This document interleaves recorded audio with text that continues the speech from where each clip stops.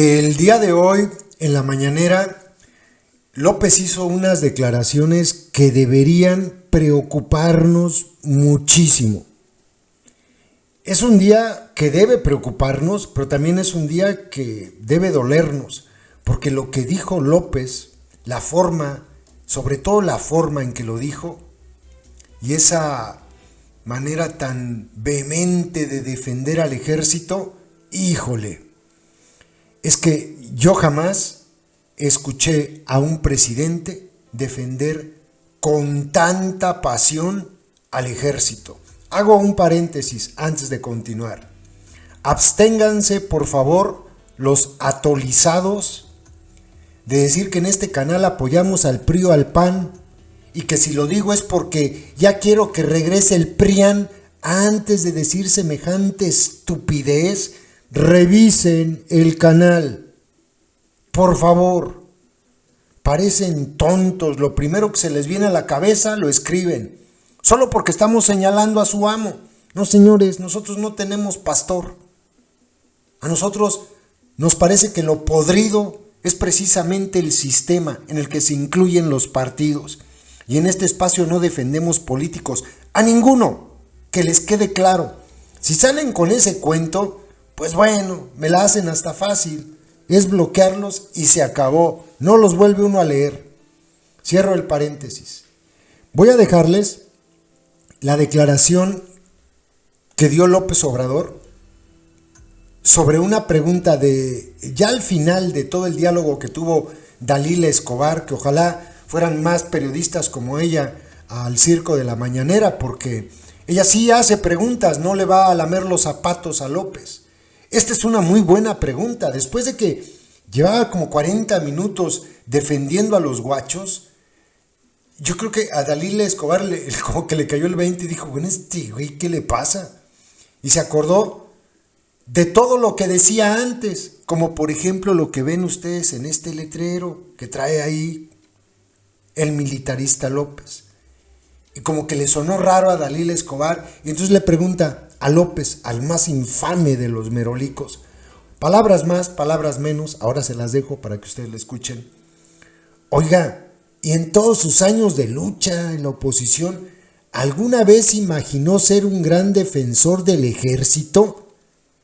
Yo me imagino que en ese momento estaban escuchándolo ahí los Epigmenio Ibarra, los Citlali Hernández, los Mario Delgado, los Jacob Polensky, los tía Tatis de todititos, los atarantados, todos ellos que eran bien antimilitaristas. Yo creo que tenían los dedos cruzados y estaban esperando que el más infame de todos los merolicos del mundo dijera no, o se retractara. ¿Pero qué creen que dijo? Pues dijo que sí. Y después empezó con una retahíla de torpezas y de barbaridades que bueno, escúchenlo y ahora platicamos. En todos sus años de lucha, presidente, ¿usted imaginó que iba a llegar a ser un gran defensor del ejército? Sí imaginé, porque como conozco la historia y a lo mejor conviene recordarla en breve. Victoriano Huerta, un mal militar, encabezó con el apoyo del embajador de Estados Unidos, Wilson, un golpe de Estado y asesinaron al apóstol de la democracia de México, a Francisco I. Madero, un presidente bueno, de los que admiro, de los únicos 3 presidentes que admiro, Juárez, Madero y Lázaro Cárdenas. Bueno, pues ya escucharon ustedes. Miren, yo primero quiero dejarles una cosa bien en claro. Lo que dice López es una mentira. Los del Comité 68, del 2 de octubre del 68, lo dicen muy bien en el comunicado, lo subí en el otro canal. Eso de la obediencia debida, que es a lo que se refiere López cuando desde ayer y hoy defiende a los soldados y dice que reciben órdenes y que reciben órdenes, eso es una tontería, eso es una mentira. Lo que cometieron los soldados en el caso Ayotzinapa es un crimen de lesa humanidad. Se llama desaparición forzada. Para quien no entienda lo que es un crimen de lesa humanidad, se los explico rápido. Después de la Segunda Guerra Mundial, ante todos los horrores que se encontraron en los campos de exterminio nazis, obviamente los aliados estaban pues muy sorprendidos, muy asustados de lo que estaban observando. Imagínense ustedes, el exterminio sistemático de personas, una fábrica de muerte, por ejemplo, los campos de concentración, Auschwitz, que es un horror. Aquí he subido videos de cuando estuvimos ahí. Bueno, ante eso no hallaban cómo hacer que estos delitos que cometieron los nazis encajaran en los códigos penales que existían en ese momento en Alemania, en Francia. No, eran de tal nivel de horror que decían, es que esto no es un delito que atente contra la vida de fulano o contra la vida de sutano, no. Esto es un delito que atenta contra toda la humanidad. Y por eso se llaman así, crímenes de lesa humanidad, es decir, que lastiman a toda la humanidad. Dentro de esos crímenes de lesa humanidad está la desaparición forzada. Bueno, pues no se dejen engañar, por favor, por lo que acaban de escuchar de este merolico infame, que la debida obediencia, que fueron errores. No, la desaparición forzada no es un error. Lo que hicieron en Tlatelolco no es un error. Son crímenes de lesa humanidad. En Tlatelolco se llama ejecución extrajudicial o hasta genocidio. Ahí sí no sabría cómo clasificarlo. Pero seguro entra en cualquiera de las dos o en las dos. Y son crímenes de lesa humanidad. Lo que está haciendo López es encubrirlos, Por eso decíamos hace unos días que esto puede parar en la Corte Penal Internacional. Porque sí es un crimen de lesa humanidad, lo está encubriendo y es competencia de la Corte Penal Internacional. Ojalá algún día termine allá y los que perpetraron el crimen de Ayotzinapa. Nada de que Peña no sabía o que Salvador Cienfuegos no sabía. Vamos a creerle algo. Peña no habló por teléfono para que desaparecieran a los muchachos. Casi estoy seguro que no. Salvador Cienfuegos no habló para que desaparecieran a los muchachos. Pero ¿saben qué? Ellos supieron qué pasó. Y supieron que estaba involucrado el ejército y por eso pararon las investigaciones. Y por eso se inventaron la verdad histórica. ¿Sí o no? Bueno, pues el delito de desaparición forzada no lo comete solamente la persona que se lleva al desaparecido, sino el que lo encubre. Y es un delito que no prescribe. Así es que Peña, Cienfuegos y todos los que se enteraron, y ahora López, que ya sabe la verdad, estoy seguro, se convierte en cómplice de ese delito por encubrirlo. Y está cometiendo el mismo delito de desaparición forzada. Yo les decía hace un rato en Facebook, pinches amiguitos, no se dejen engañar. Ahí les va. Cuando fueron los juicios de Nuremberg, los nazis decían, yo solo recibía órdenes. Ayer y hoy, el más infame de todos los merolicos del mundo, trató de exculpar a los asquerosos guachos por lo ocurrido el 2 de octubre del 68 y lo del 26 y 27 de septiembre de 2014. Y los excusaba con un muy parecido, solo recibían órdenes, y le agrega, son pueblo uniformado. Pero pues es muy peregrina su justificación. Y la prueba de ello es que en Nuremberg esa frase se escuchó en un juicio.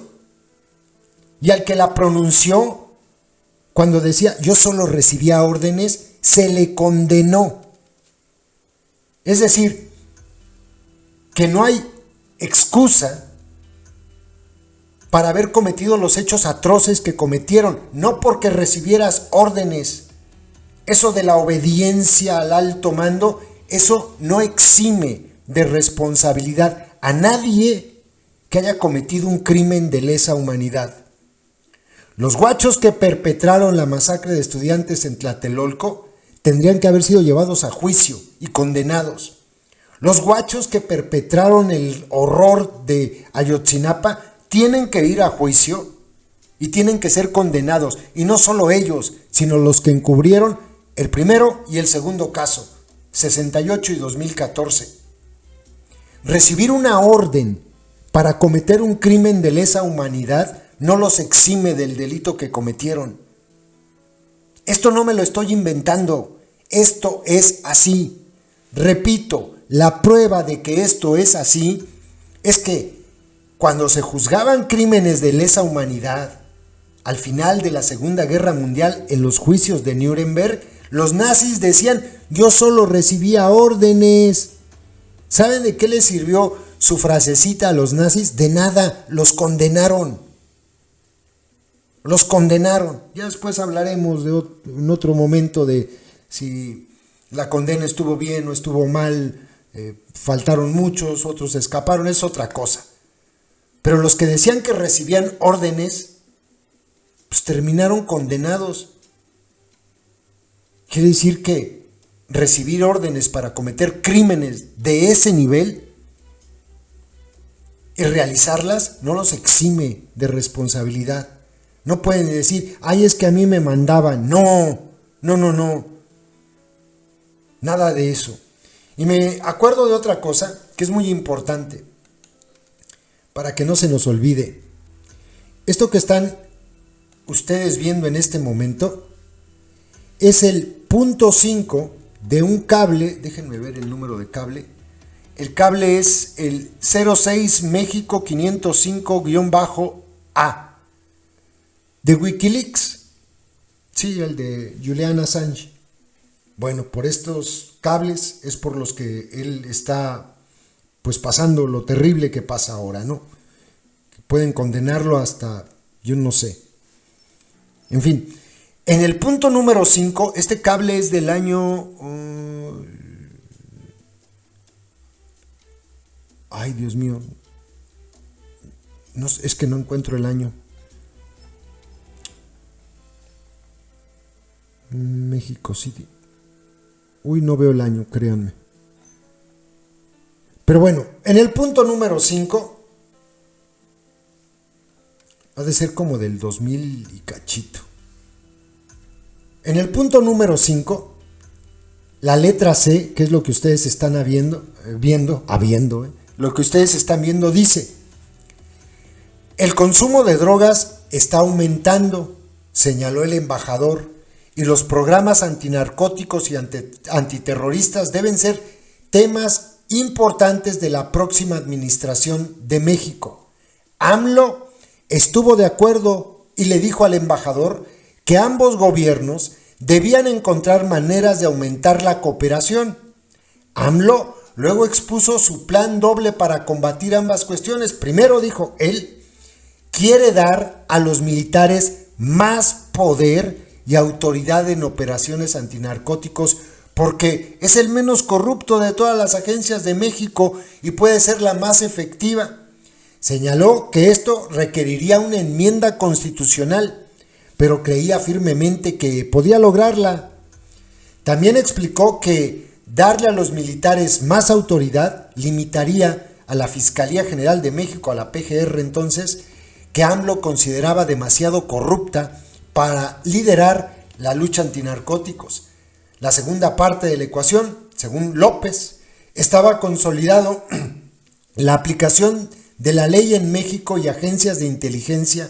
Nuevamente la Secretaría de Gobierno propuso eliminar la Secretaría de Seguridad Pública y el regreso del Gobierno Federal de México. Bueno, esto está publicado en un cable de Wikileaks. Así es que no nos caiga en asombro que López sea tan militarista como es, porque lo es. Y desde este cable de Wikileaks, pues ya se sabía. No podíamos esperarnos otra cosa. ¿Saben cuál es el pinche problema?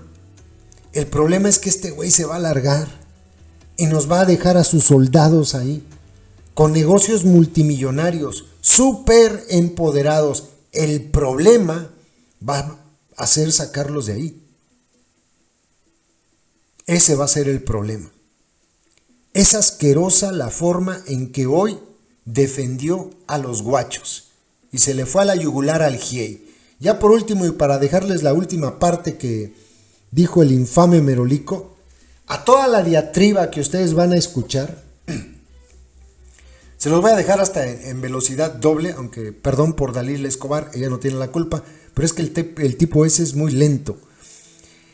El GIEI le respondió el día de hoy en un comunicado, y en el punto 6 del comunicado le dicen más o menos esto. Desde el inicio dijimos que Ayotzinapa,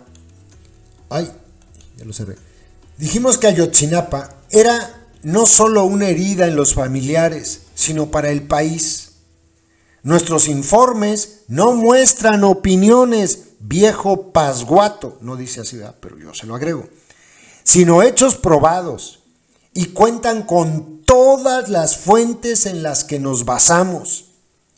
Invitamos a autoridades, es decir, al Merolico, medios de comunicación paleros, académicos, a analizarlos y responder a los hallazgos, no con opiniones o descalificaciones, viejo lerdo, no dice así, sino con el rigor que requiere la verdad. La verdad no se declara, viejo burro, se prueba, y todas las afirmaciones que incluyen nuestros informes tienen sustento probatorio. No se puede descalificar nada que va con pruebas, viejo pendejo. Escuchen la bola de tonterías que dijo el infame Merolico. Es un día triste y este día debe preocuparnos mucho. Presidente, justo sobre el tema de los materiales que Gómez Trejo pudo revisar, o sea, de acuerdo a las declaraciones también que ha ofrecido, que pudo revisar yendo a Estados Unidos, porque tampoco, o sea, fue así de que tenía que ir a revisarlos directamente allá, asegura que una de las cosas que encontró es que desde el ejército, lo que él informa, se vendían armas, capacitaban incluso a delincuentes y recibían dinero. Quisiera preguntar también si el general pudiera dar respuesta, o usted como comandante supremo, hay dos elementos a los que apuntan tanto integrantes del GIEI como la unidad, que es un poco lo que usted acaba de mencionar, que es a los estudiantes los estaban monitoreando desde el ejército desde tiempo antes de los hechos y sabían qué es lo que estaba sucediendo con el tema de drogas, pero también con el tema de pues estas protestas que hacen los jóvenes, sobre todo cuando son normalistas. También lo que apuntan es que hay información del Centro Regional de Fusión de Inteligencia, el CEFI, de Iguala. Uno de los argumentos que ha dado el ejército es que ellos operaban desde 2015. Sin embargo, estos expertos encontraron algunos elementos también de que en realidad sí operaba desde 2014. Y también investigadores, cuando entraron a la 35 Zona Militar en Chilpancingo, encontraron que un documento que indicaba una investigación interna del ejército sobre Iguala, que no se compartió ni con la unidad ni con la COBAG. Y también, ¿qué es lo que sucede con toda esa información que es por la que ellos salieron y que dicen que es por la que el ejército se resiste? Son conjeturas. ¿Sí? Siempre, ya ven cómo soy, digo lo que pienso. Son conjeturas. Si ellos tienen elementos, pruebas, que las presenten. Son las que le están pidiendo al ejército porque son las que encontraron ellos al poder entrar. Bueno, si las encontraron, pues a ver, que las den a conocer. Porque todo lo que tiene la Secretaría de la Defensa se ha entregado. Y no hay más que lo que dice el ejército sobre eso. Hasta ahora no se ha encontrado más. O sea, que diga, no hay más y se le cree. No se ha encontrado más. Y todo es puras conjeturas. Por eso, no les tengo confianza a asesores y a... Sí, son además muy conservadores. No le hace que no les guste a nuestros adversarios la forma como me expreso o digo las cosas. Pero tienen actitudes muy irresponsables, muy irresponsables. Y estamos nosotros haciendo la investigación y jamás vamos a ocultar los hechos, jamás vamos a permitir la impunidad. No somos iguales. Estos que están muy activos ahora, cuando Calderón declaró la guerra, porque son de la misma corriente del pensamiento de Calderón, Álvarez y Casa, es filopanista, conservador, Me consta, estábamos protestando porque nos habían robado la presidencia cuando impusieron a Calderón, y él estaba como presidente de Derechos Humanos en la Ciudad de México y estaba recomendando que nos desalojaran de Derechos Humanos. Es que se disfrazan de ambientalistas, de defensores de derechos humanos, bueno, de intelectuales, etcétera, etcétera, etcétera. Pero con todos los aparatos de inteligencia que tiene el ejército, ¿sí sería creíble que entonces no supieran sobre los movimientos tanto de los grupos del crimen como de los propios estudiantes, que supieran a dónde van? Todo lo que se ha logrado ha sido porque han habido informes del ejército, de Marina, de las instituciones. No ocultamos nada. Incluso ya usted lo adelantaba, Ángela Huitrago, del GIEI, que fue de las últimas que quedó, afirma en una entrevista a Proceso que al ejército se le debería de investigar por desobediencia, obstrucción y ocultamiento por no entregar toda la información. Un poco, bueno, ya usted adelantaba el asunto sobre que no es real lo que ellos están informando, pero entonces… No es real. No es real. ¿Por qué lo dirían? ¿Mande? ¿Por qué lo dirían si hicieron la investigación y ese era su tarea? Porque yo hablaba con ellos y nunca me entregaron nada que probara sus dichos. Y una cosa es lo que le dicen a Proceso y a Carmen Aristegui, y otra cosa es la realidad. Y ya basta de estar administrando el dolor de la gente, porque no se debe utilizar el dolor del pueblo, no se puede estar engañando, hay que actuar con la verdad, hay que decir la verdad. Y si por cuestiones políticas o ideológicas la consigna es, fue el Estado, fue el Ejército, y de ahí no salimos, pues yo les puedo decir, en primer lugar, de que fue el Estado, claro que fue el Estado, sin duda, porque el Estado pudo en su momento, ¿sí?, aclarar las cosas y no fabricar, ¿sí?, mentiras. De eso no hay duda. Y aunque hayan participado autoridades locales y policías municipales, es el Estado. De eso no hay duda. Lo otro, el ejército. A ver, eso pudieron haber participado algunos elementos del ejército, pero lo que sucedió en Ayotzinapa tuvo que ver más con decisiones de autoridades locales y con la delincuencia, con el contubernio, con la asociación delictuosa entre autoridades locales, policías municipales, esa es mi hipótesis, y la delincuencia que dominaba esa región. Que esa delincuencia tuviese vínculos con algunos militares, ¿sí?, o ¿sí?, que los militares de la región se hayan enterado y no hayan evitado que desaparecieran los jóvenes y que hubiesen cometido, ¿sí?, el delito de omisión, es otra cosa. A que desde el gobierno, desde arriba, Peña hubiese ordenado, ¿sí?, o el general secretario de entonces, la desaparición de los jóvenes. No, no. ¿Sí? Y como me gusta decir las cosas claras, ¿sí?, vamos a seguir investigando. Y si es como ellos sostienen, ¿sí?, y yo estoy equivocado, lo voy a reconocer, porque lo que estimo más importante en mi vida es actuar con honestidad.